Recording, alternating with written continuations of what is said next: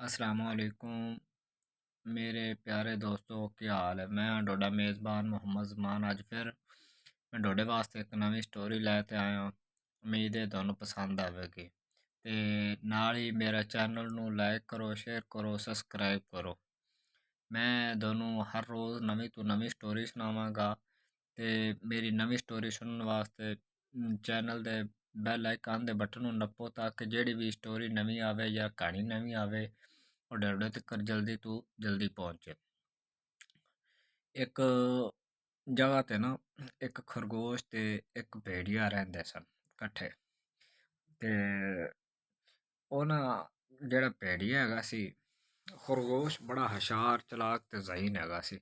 ਤੇ ਜਿਹੜਾ ਭੇੜੀਆ ਹੈਗਾ ਸੀ, ਭੇੜੀਆ ਮਤਲਬ ਜਿਸਾਮਤ ਦੇ ਲਿਹਾਜ਼ ਨਾਲ ਵੀ ਤੇ ਵੈਸੇ ਤਾਕਤਵਰ ਹੈਗਾ ਸੀ, ਪਰ ਬੜਾ ਭੋਲਾ ਭਾਲਾ ਸੀ।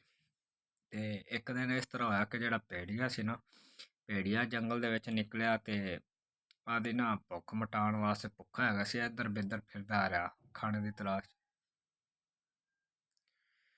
ਉਹਦੀ ਭੇੜੀਏ ਦੀ ਅਚਾਨਕ ਨਜ਼ਰ ਖਰਗੋਸ਼ ਤੇ ਪਈ ਤੇ ਉਹ ਨਾ ਉਹਨੇ ਝਪੱਟਾ ਮਾਰਾ ਖਰਗੋਸ਼ ਤੇ ਪਕੜਨ ਵਾਸਤੇ। ਤੇ ਖਰਗੋਸ਼ ਵੀ ਬੜਾ ਫੁਰਤੀਲਾ ਹੈਗਾ ਸੀ। ਖਰਗੋਸ਼ ਨੇ ਆਦੀ ਫੁਰਤੀ ਵਿਖਾਈ, ਫੁਰਤੀ ਵਿਖਾ ਤੇ ਦਰਖਤ ਦੇ ਓਹਲੇ ਹੋ ਗਿਆ।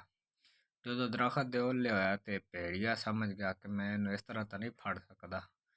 ਉਹਨੇ ਨਾ ਖਰਗੋਸ਼ ਨੂੰ, ਭੇੜੀਏ ਨੇ ਕਿਹਾ ਕਿ ਦੋਸਤ, ਮੈਂ ਤੈਨੂੰ ਨਾ ਖਾਣ ਨਹੀਂ ਆਇਆ, ਮੈਂ ਨਾ ਤੈਨੂੰ ਇੱਕ ਰਾਤ ਦੀ ਗੱਲ ਦੱਸਣਾ। ਮੁਸਕਰਾਇਆ ਤੇ ਅੱਗੋਂ ਖਰਗੋਸ਼ ਵੀ ਬੜਾ ਹੁਸ਼ਿਆਰ ਚਲਾਕ ਸੀ। ਉਹਨੇ ਆਖਾਂ ਦੱਸ, ਉਹ ਵੀ ਹੱਸਿਆ ਤੇ ਉਹਨੇ ਆਖਾਂ ਦੱਸ ਕੀ ਰਾਤ ਦੀ ਗੱਲ। ਉਹਨੇ ਆਖਿਆ ਜਿਹੜਾ ਜੰਗਲ ਦਾ ਉਹ ਸਾਈਡ ਹੈ ਨਾ, ਮਤਲਬ ਜੰਗਲ ਦੀ ਦੂਸਰੀ ਸਾਈਡ, ਉਹਨੇ ਆਖਿਆ ਉਸ ਸਾਈਡ ਤੇ ਇੱਕ ਬਾਗ ਹੈਗਾ ਜਾਦੂ ਵਾਲਾ। ਉੱਥੇ ਗਾਜਰਾਂ ਤੇ ਮੂਲੀਆਂ, ਸ਼ਲਜਮ, ਇਹ ਚੀਜ਼ਾਂ ਬੜੀਆਂ ਆਮ ਨੇ। ਆ ਜਾ ਮੈਂ ਤੈਨੂੰ ਉੱਥੇ ਲੈ ਜਾਣਾ ਤੇ ਜੋ ਸ਼ਾਇਦ ਤੇਰਾ ਦਿਲ ਕਰੇ ਉੱਥੇ ਖਾਵੇਂ।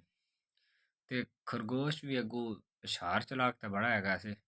ਖਰਗੋਸ਼ ਨੇ ਜੇ ਸੋਚਿਆ ਨੂੰ ਸਬਕ ਸਿਖਾਉਣ ਦਾ ਨਾ ਇਹ ਚੰਗਾ ਟਾਈਮ। ਖਰਗੋਸ਼ ਨੇ ਆਖਿਆ ਚੱਲ ਠੀਕ ਹੈ, ਆਪਾਂ ਚੱਲਨੇ।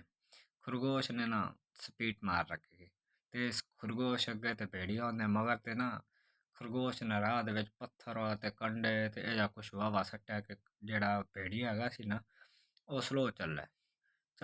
ਚਲਦੇ ਗਏ ਕਾਫੀ ਦੇਰ ਤੋਂ ਬਾਅਦ ਅੱਗੇ ਦਰਿਆ ਆ ਗਿਆ। ਜਦੋਂ ਦਰਿਆ ਆਇਆ ਤੇ ਖਰਗੋਸ਼ ਜਿਹੜਾ ਹੈਗਾ ਸੀ ਹੁਸ਼ਿਆਰ ਚਲਾਕ, ਉਹਨੇ ਨਾ ਭੇੜੀਏ ਨੂੰ ਕਿਹਾ ਕਿ ਦਰਿਆ ਆ ਗਿਆ ਤੇ ਇਹ ਨਾ ਜਾਦੂ ਵਾਲਾ ਦਰਿਆ ਹੈ ਤੇ ਇਹ ਨੂੰ ਮਤਲਬ ਕ੍ਰਾਸ ਕਰਨ ਵਾਸਤੇ ਨਾ ਇੱਕ ਕੋਈ ਖਾਸ ਮੰਤਰ ਹੈਗਾ, ਉਹ ਪੜ੍ਹਨਾ ਪਵੇਗਾ। ਤੇ ਜਿਹੜਾ ਭੇੜੀਆ ਹੈਗਾ ਸੀ ਉਹਨੇ ਆਖਿਆ ਠੀਕ ਹੈ, ਮੈਂ ਖਾਸ ਮੰਤਰ ਪੜ੍ਹ ਲੈਣਾ, ਇਹਦੇ 'ਚ ਕਿਹੜਾ ਗੱਲ ਹੈ। ਉਹਨੇ ਆਖਿਆ ਐਵੇਂ ਨਹੀਂ ਪੜ੍ਹਨਾ, ਇਹ ਨਾ ਪਾਣੀ ਦੇ ਵਿੱਚ ਜਾ ਤੇ ਨਾ ਤੇ ਖਾਸ ਮੰਤਰ ਪੜ੍ਹਨਾ।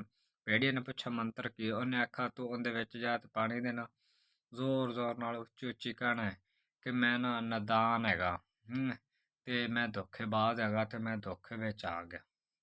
ਭੇੜੀਏ ਨੇ ਕਿਹਾ ਠੀਕ ਹੈ। ਭੇੜੀਆ ਪਾਣੀ ਦੇ ਵਿੱਚ ਵੜ ਗਿਆ।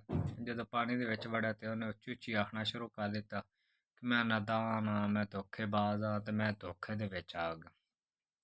ਖਰਗੋਸ਼ ਬੜਾ ਹੁਸ਼ਿਆਰ ਚਲਾਕ ਸੀ। ਉਹਨੇ ਨਾ ਉੱਚੀ ਸਾਰੇ ਜੰਗਲ ਦੇ ਜਾਨਵਰਾਂ ਨੂੰ, ਪਰਿੰਦਿਆਂ ਨੂੰ ਸੱਦਿਆ।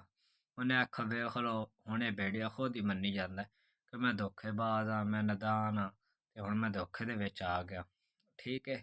ਤੇ ਦੋਸਤੋ, ਇਸ ਕਹਾਣੀ ਤੇ ਸਬਕ ਇਹ ਹਾਸਿਲ ਹੁੰਦਾ ਕਿ ਜਿਹੜੀ ਤਾਕਤਵਰ ਹੋਣਾ ਜ਼ਰੂਰੀ ਨਹੀਂ, ਇਹਦੇ ਵਾਸਤੇ ਅਕਲ ਅਤੇ ਜ਼ਿਹਨ ਵੀ ਲੜਾਉਣਾ ਜ਼ਰੂਰੀ ਹੈ।